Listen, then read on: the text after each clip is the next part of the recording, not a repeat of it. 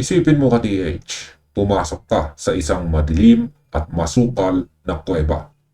Habang dahan-dahan mong itinutuon ang iyong ilawan sa pader, bigla kang may nakitang ukit, isang mukha ng tao na napaka-kakaiba ng itsura.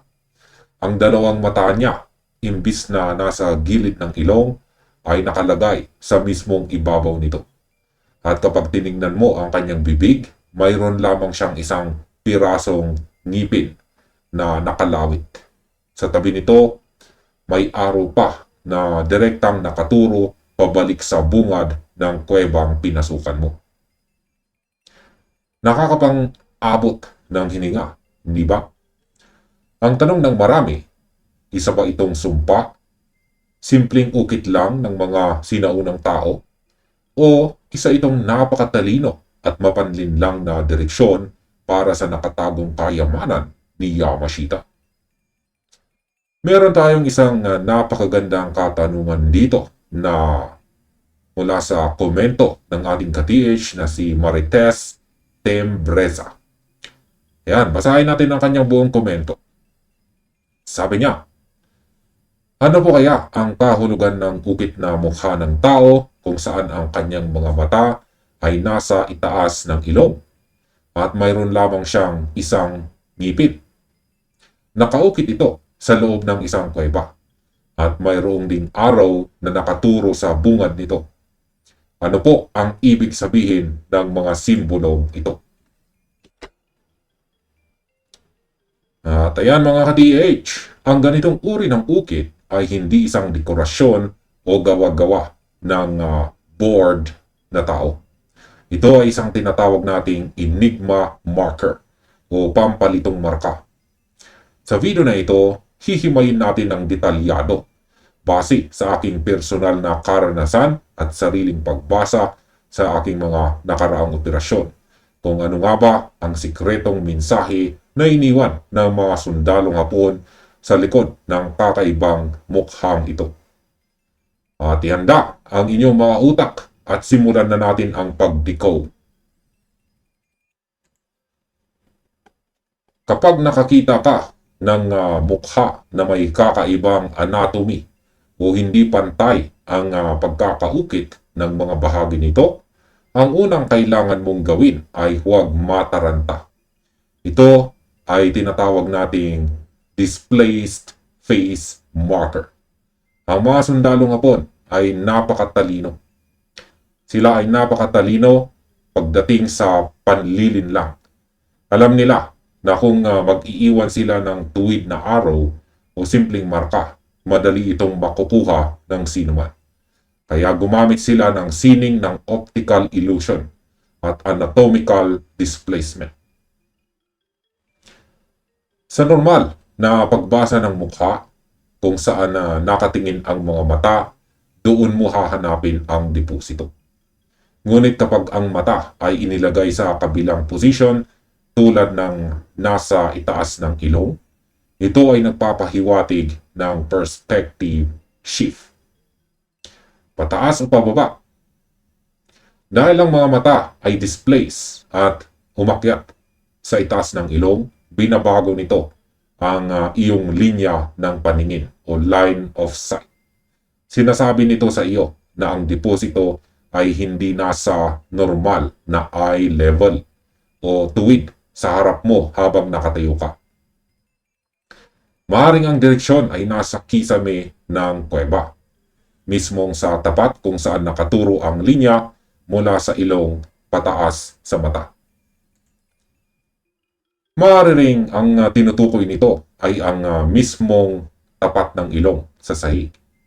Isipin mo na ang ilong ay nagsisilbing pabigat o plumb bob na nakaturo pababa. Ngayon, bakit kailangan maging deformed ang mukha?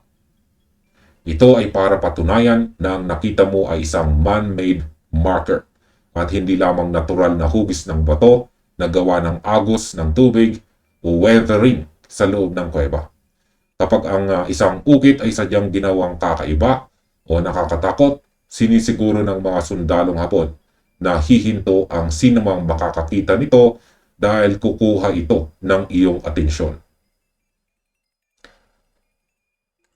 Ngayon ay dumako naman tayo sa pinaka-prominenteng bahagi ng mukhang ito, ang pagkakaroon ng isang ngipin o lone teeth. Sa mundo nating mga treasure hunters, kapag ang isang ukit ay may solong bahagi na pinatititigan sa iyo, napakahalaga ng papel nito. Ang isang ngipin ay hindi lang basta ngipin. Ito ay hugis tatsulok o parisukat na nakausli. Nagsisilbi itong maliit na arrow o pointer kung saan nakaturo ang dulo ng ngipin. Maaaring yan ay pababa, pakaliwa o pakanan. Doon mo dapat hanapin ang susunod na pahiwatig. Ito ay maaaring tumutukoy sa isang partikular na bato o kanto sa loob ng kuweba na may katulad na hugis. Maaari nitong ipahiwatig ang isang narrow opening o maliit na bitak sa pader ng kuweba, kung saan kasya lamang ang isang kagamitan o kamay ng tao. Ngayon, ang pagiging isa ng ngipin ay may katumbas ding sukat. Sa personal kong pag-analyze sa mga ganitong klaseng ukit sa kuweba, ang isang ngipin ay madalas na sumisimbolo sa unit ng sukat na ginamit ng mga sundalong Hapon.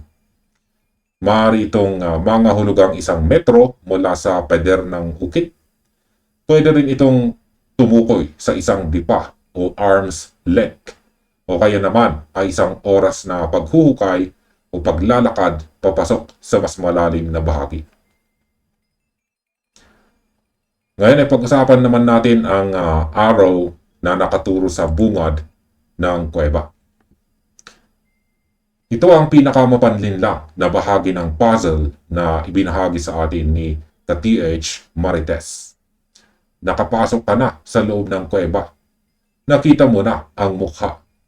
Pero may arrow na nakaturo pabalik sa bungad o entrance. Ano ang ibig sabihin nito? Huwag mong babaliwalain ang arrow na ito, mga ka-TH. Kapag ang arrow ay nakaturo sa labasan habang ikaw ay nasa loob na, maaari itong maging isang babala ng bitag o trap warning. Sinasabi nito sa iyo na kapag nagpatuloy ka sa paglakad papasok ng hindi na-decode ang mukha, maaari kang matrap sa loob at may guguho sa bandang bungad ng kuweba para hindi ka na makalabas. Kadalasan, kapag nagtatago ng kayamanan,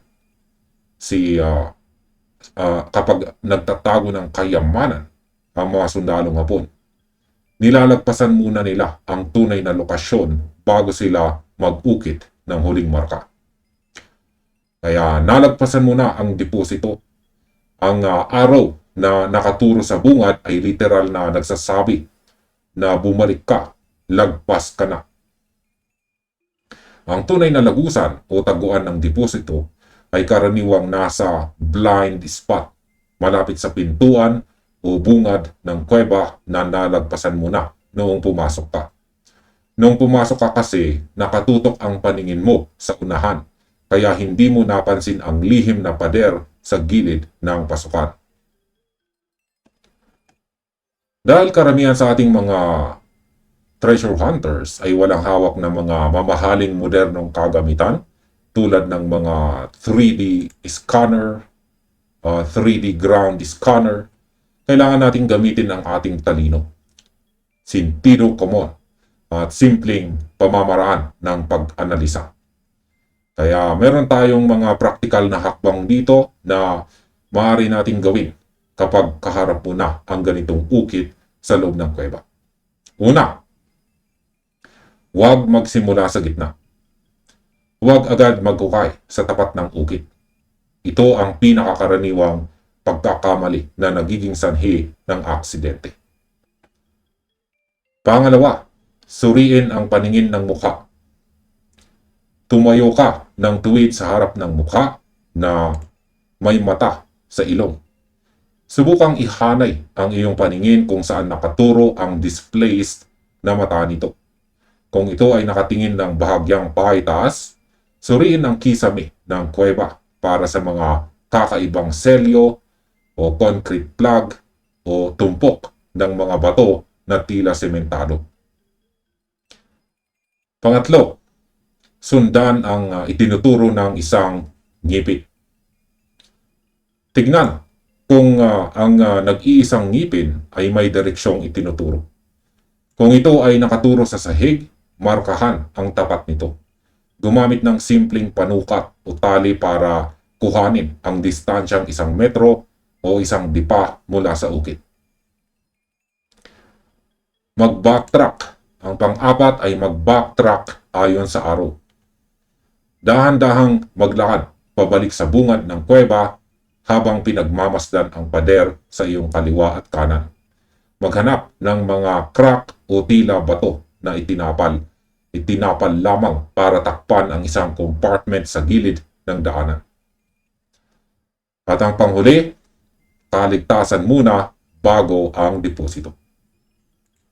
Ang mga kuweba ay madalas na may masamang hangin o toxic gas o marupok na kisame. Bago magtagal sa loob, siguraduhin may sapat na ventilasyon at magdala ng simpleng kandila upang malaman kung may sapat pang oxygen sa loob ng kuweba. At ayan mga ka-TH, ang mga marka sa loob ng kuweba ay parang isang laro ng chess na iniwan ng mga sundalong Hapon. Kailangan mong basahin ito gamit ang kanilang perspektibo. Ang kakaibang mukha na may mata sa ibabaw ng ilong at may isang ngipin ay hindi para takutin ka.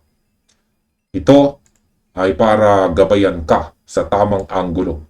Habang ang araw naman ay nagsasabi sa iyo na ang pinakahihintay mong sagot ay baka nalagpasan mo na malapit sa bakuna. Kayo mga ka-TH, nakakita na ba kayo ng katulad nitong ukit na may isang ngipin o tabinging mukha sa inyong mga area o sites? Ano ang naging karanasan ninyo sa pagdecode nito? I-share ninyo ang inyong mga kwento at opinion sa comment section sa ibaba para mapag-usapan din natin yan. At dito na nagtatapos ang video na ito. Maraming salamat sa panonood at happy treasure hunting sa inyong lahat.